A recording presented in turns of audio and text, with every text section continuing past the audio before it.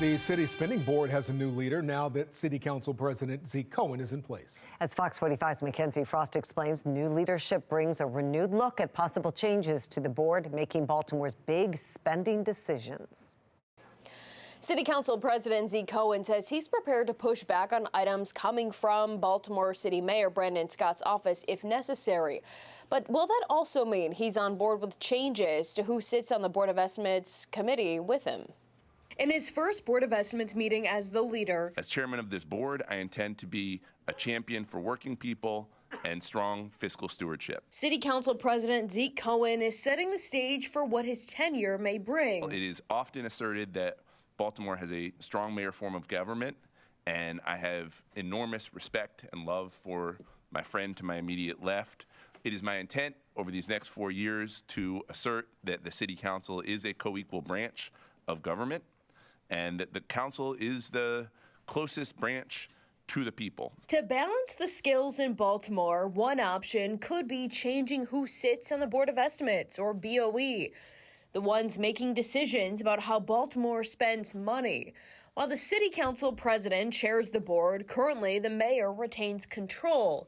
The BOE is made up of 5 people: the City Council president and comptroller, both elected citywide, the mayor and the mayor's 2 appointees, the Department of Public Works director and city solicitor. Earlier this year, then City Council President Nick Mosby backed a charter amendment stripping the mayor of some power, eliminating his appointees, keeping the makeup to just elected members.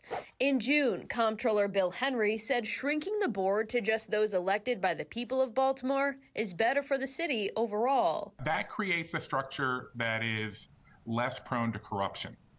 Because it doesn't all come down to just what one person wants. But Mosby's plan was nearly dead on arrival, mainly due to Mayor Brandon Scott's opposition. Good afternoon, everyone. But that wasn't always the mayor's position. In 2020, you said whatever the mayor wants, it's going to pass the board because the mayor has the votes. It's not representative of democracy. Because you're not going to vote against your boss because you'll be fired. Do you still stand by those words?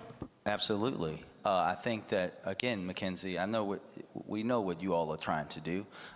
We have to understand, as I said to you and the rest of the folks in the press on Monday, my comments about the charter amendment can't be talking about one. When we have someone that you know very well, I don't. Trying to fund and tear down Baltimore's democracy. Mayor Scott referring to a charter amendment ballot question to shrink the size of the city council, a plan turned down by voters in November. We previously reached out to every member of the city council at the time, asking if they support the charter amendment to shrink the Board of Estimates, stripping power away from whoever sits in the mayor's seat. Councilwoman Danielle McCrae not directly answering the question, but telling Fox 45 News in a statement she doesn't have any pressing concerns about the current BOE structure, adding she's open to discussion. The rest of the council not answering or even responding. We asked City Council President Cohen's office how he wants to see the BOE unfold under his watch. So far, no answer. While leaders may have their opinions about the makeup of the Board of Estimates, ultimately it would come down to how voters decide if that ever reached the ballot. In the newsroom, Mackenzie Frost, Fox 45 News. I'm Mary Bubala. Thank you for watching. Here's another video for you to watch. Also take some time to subscribe to our YouTube channel.